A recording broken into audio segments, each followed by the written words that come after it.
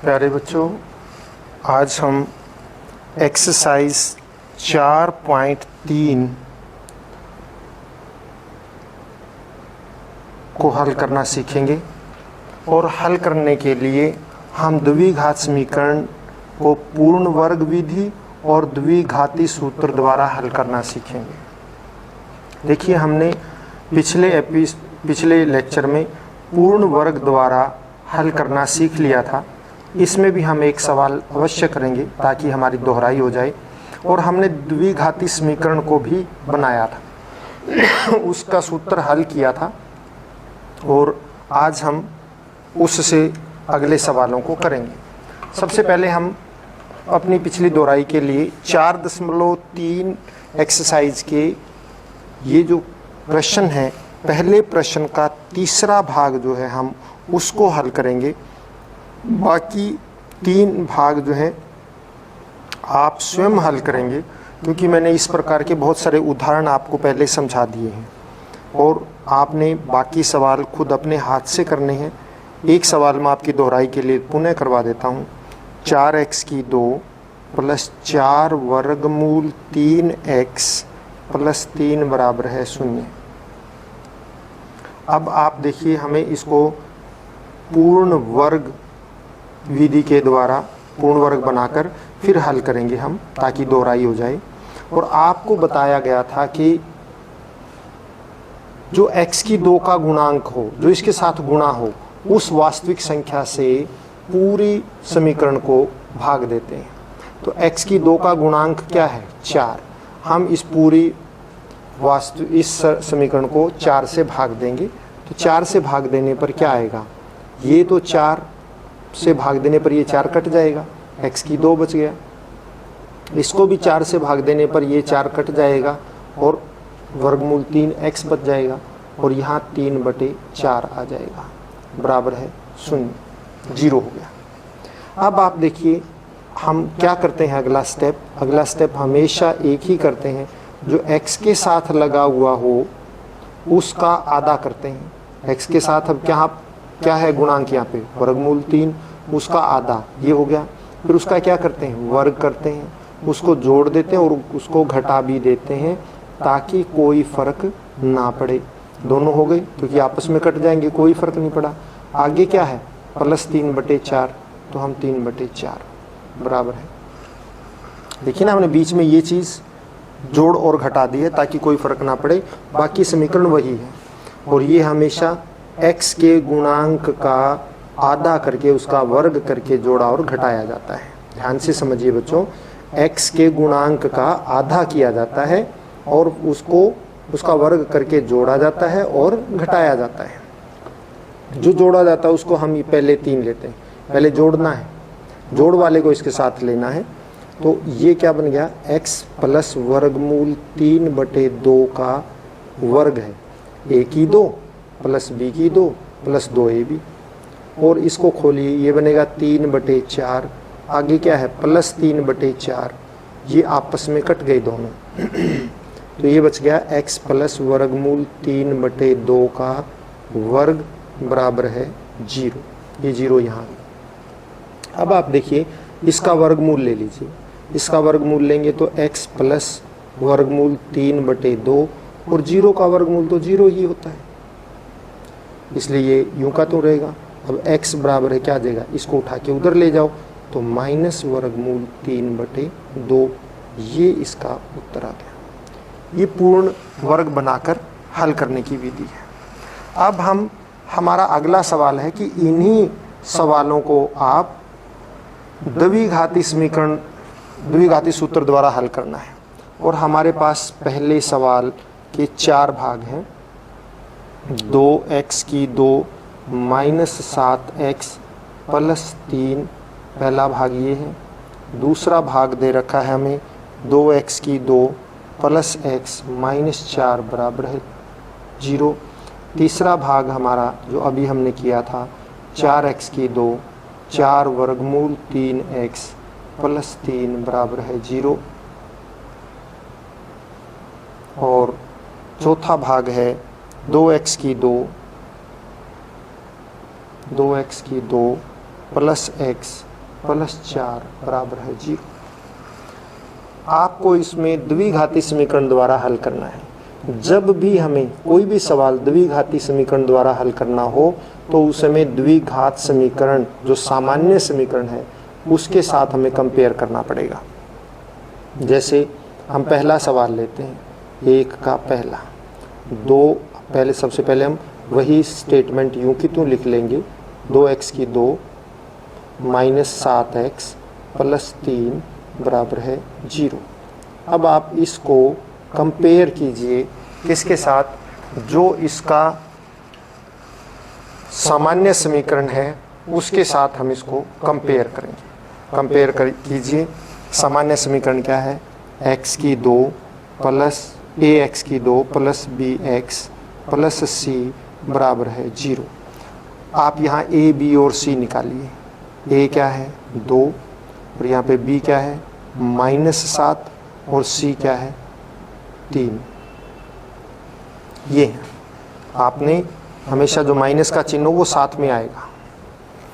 अब आप देखिए हमारा द्विघाती सूत्र क्या था हल करने के लिए, x बराबर है, एक तो था माइनस b प्लस माइनस, एक बार प्लस लगाएंगे एक बार माइनस लगाएंगे, b स्क्वायर माइनस 4ac बटे 2a।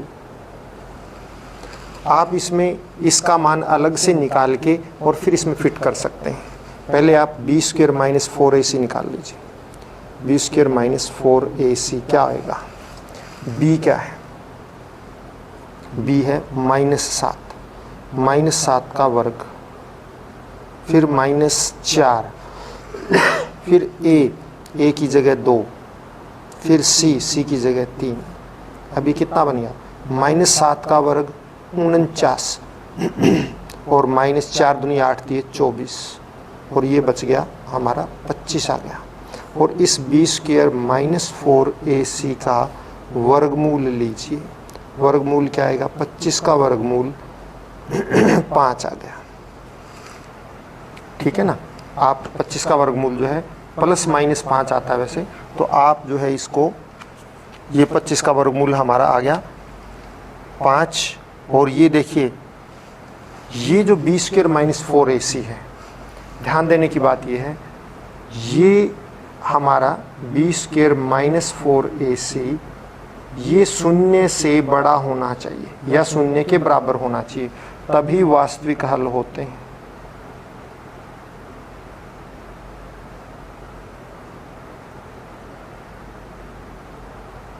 अगर b स्क्वायर माइनस 4ac 0 से छोटा हो यानी माइनस का हो तो वास्तविक हल नहीं होते,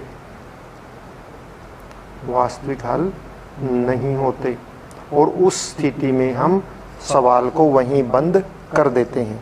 अब यहाँ पे आप देखिए b स्क्वायर माइनस 4ac का मान 25 आया था हमारा, क्योंकि b स्क्वायर माइनस 4ac का मान 25 आया था, और b स्क्वायर माइनस 4ac का मान 25 आने की वजह से ये 0 से बड़ा है, और इसलिए हमने मान का है b स्क्वायर माइनस 4ac, इसका मान जो है 25 आया, और 25 0 से बड़ा है। 0 से बड़ा हो या 0 आ जाए तब भी वास्तविक मान होते हैं, और यदि माइनस का आता तो मान वास्तविक नहीं होते और हम सवाल को वहीं पर बंद कर देते, क्योंकि जो मान वास्तविक नहीं है वो हम नहीं निकाल सकते 10वीं तक।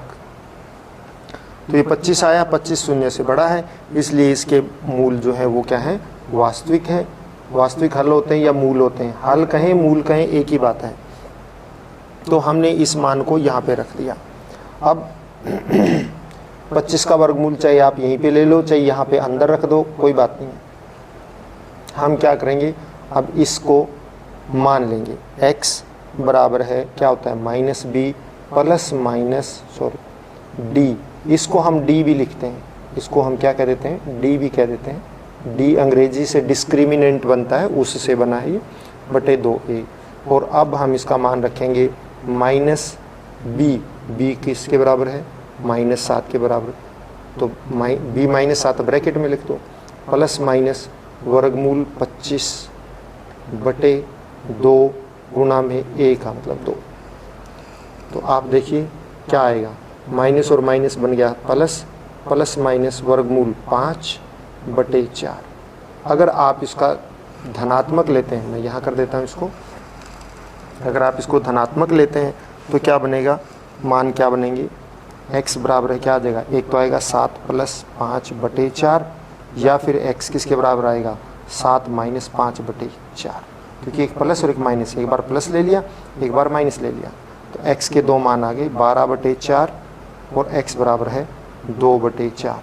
इसको काटिए 1/2, इसको काटिए 3, तो x के दो मान क्या क्या आ गए 3 और क्या आ गए 1/2, ये दो मान आए। एक सवाल और कर लेते हैं हम ताकि अच्छी तरह से समझ में आ जाए।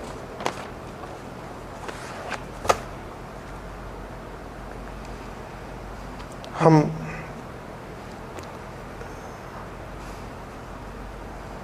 दूसरा सवाल भी ले लेते हैं इसी का। दूसरा सवाल है बच्चों, तीसरा और चौथा आप खुद करेंगे। दूसरा सवाल और मैं इसका ले लेता हूं, और दूसरा सवाल आप देखिए,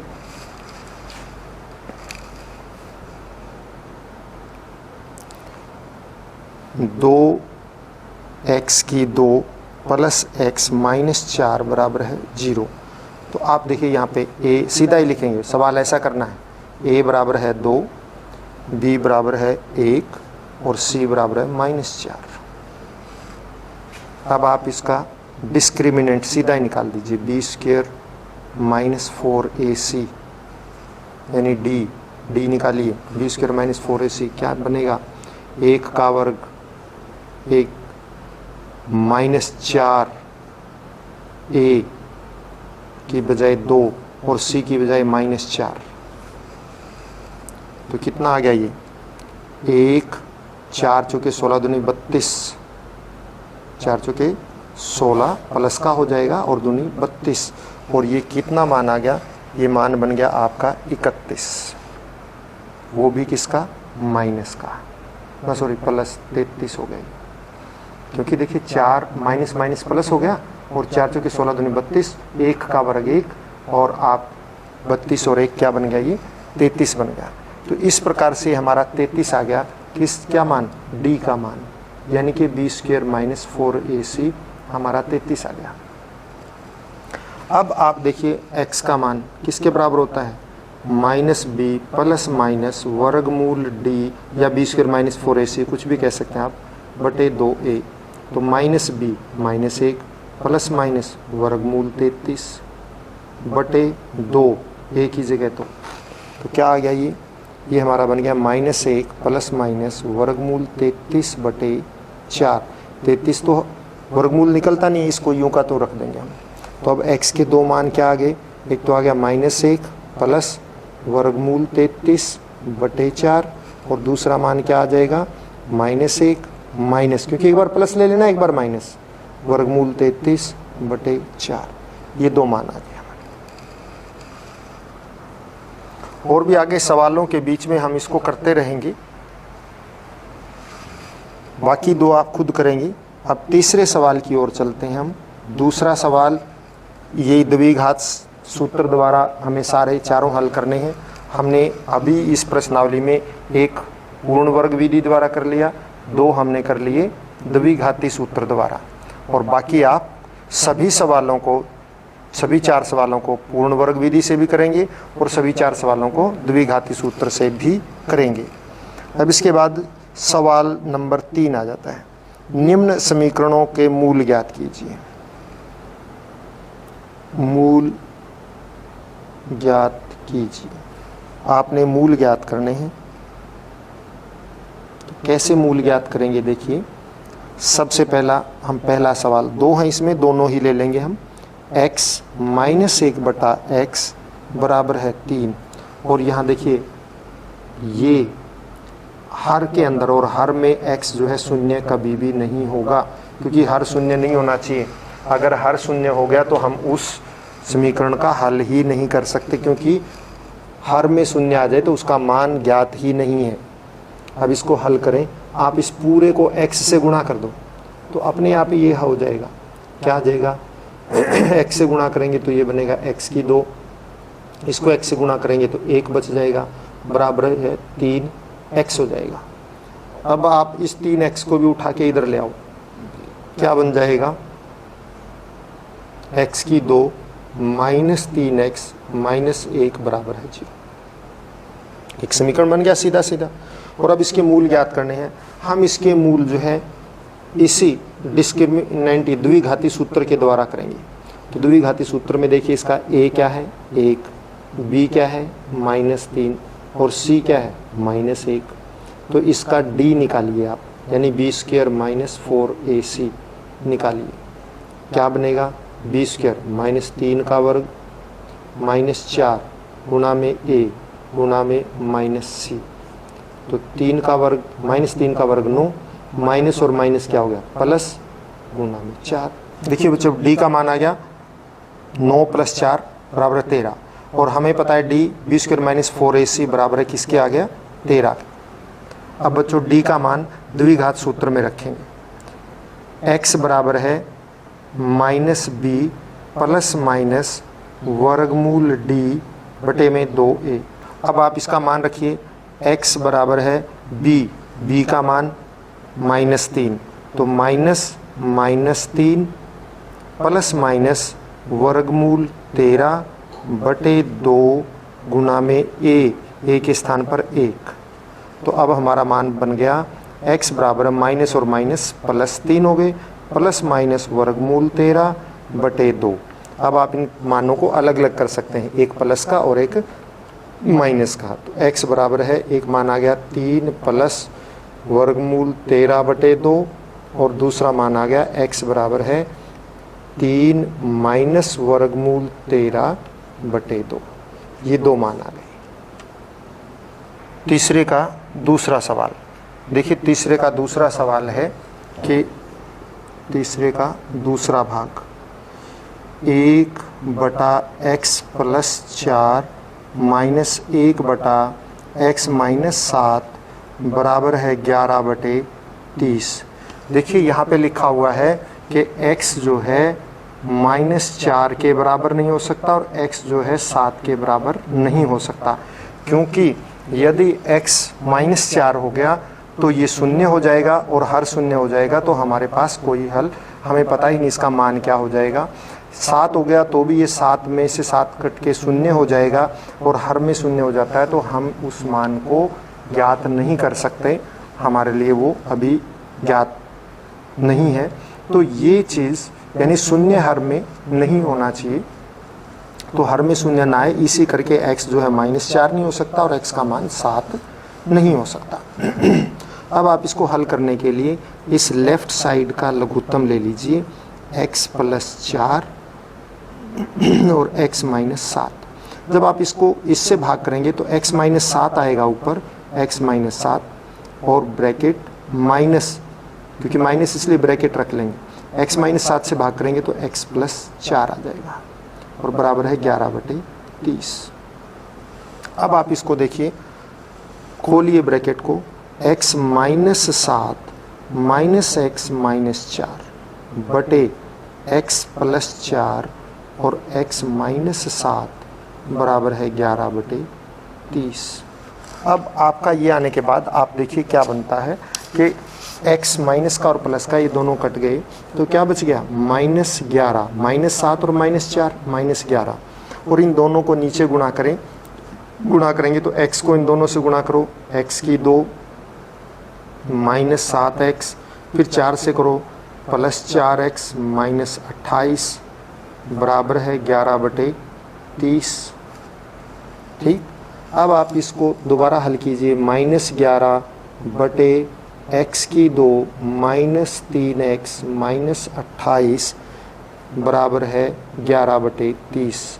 अब आप दोनों तरफ 11 से भाग कर दो, क्योंकि यहाँ पे भी 11 है और यहाँ पे भी 11 है, तो ये बन जाएगा -1 बटे x की 2 -3x -28 बराबर है 1/30। क्योंकि 11 से भाग कर दिया तो ये -1 बच गया और 11 से भाग किया तो यहाँ पे 1 बच गया। अब आप क्या करें, इसको उठा के इधर गुणा कर दो और इसको उठा के उधर गुणा कर दो, आर पार गुणा कर दो, ये बराबर है, इसकी आर पार गुणा ये इधर आ जाएगी, ये इधर आ जाएगी, तो करके देखो, ये बन गया -30 और ये आ जाएगा x की 2 माइनस 3x माइनस 28 आर पार गुणा करने पर। अब इस 30 माइनस 30 को भी उठा के आप इधर ले आओ तो क्या बन गया, इधर शून्य बच गया, x की 2 माइनस 3x माइनस 28 और प्लस 30, क्योंकि माइनस 30 का प्लस 30, और ये बन गया शून्य बराबर है x की 2 माइनस 3x प्लस 2, और या फिर क्या बन गया x की 2 माइनस 3x प्लस 2 बराबर है 0। अब आप इसका आपकी मर्जी है, आप किस विधि से इसको हल करते हैं। यदि आप गुणनखंड विधि से करते हैं तो इसके गुणनखंड बनेंगे -2 और -1, और अगर आपने इसको द्विघाती से करना है तो यहाँ पे देखिए a बराबर है 1, b बराबर है -3 और c बराबर है 2। अब आप इसको हल कीजिए, d का मान निकालिए, d मतलब b स्क्वायर माइनस 4ac का मान निकालो, b स्क्वायर माइनस 3 का वर्ग माइनस 4 गुणा में 1 गुणा में 2, क्योंकि a की जगह 1 और c की जगह 2, 3 तिये 9 बन गया प्लस का, और -8 उत्तर आया 1, d का मान आ गया 1। अब आप x का मान निकाल दीजिए, x क्या है -b प्लस माइनस वर्गमूल d बटे 2a, b square minus 4ac होता है ना, इस करके -b यानी कि माइनस और -3 प्लस माइनस वर्गमूल d का मतलब 1, 2a की जगह 1, तो minus minus plus 3 plus minus 1 बटे 2, और x के 2 मान आ गए 3 प्लस 1 बटे 2, और या फिर x बराबर है 3 माइनस 1 बटे 2, यानी कि x बराबर है 4 बटे 2, कट गया 2 आ गया, x का मान 2, और या फिर x 2 बटे 2 कट गया 1 आ गया, तो x का मान 1। तो x के 2 मान आ गए, कौन कौन से, 1 या फिर 2, ये 2 मान आ गए। इस प्रकार से बच्चों आपने करना है, और हमारे ये 3 सवाल पूरे हुए। अगले एपिसोड में हम अगले सवालों को लेकर चलेंगे। आज के लिए इतना ही काफ़ी, धन्यवाद।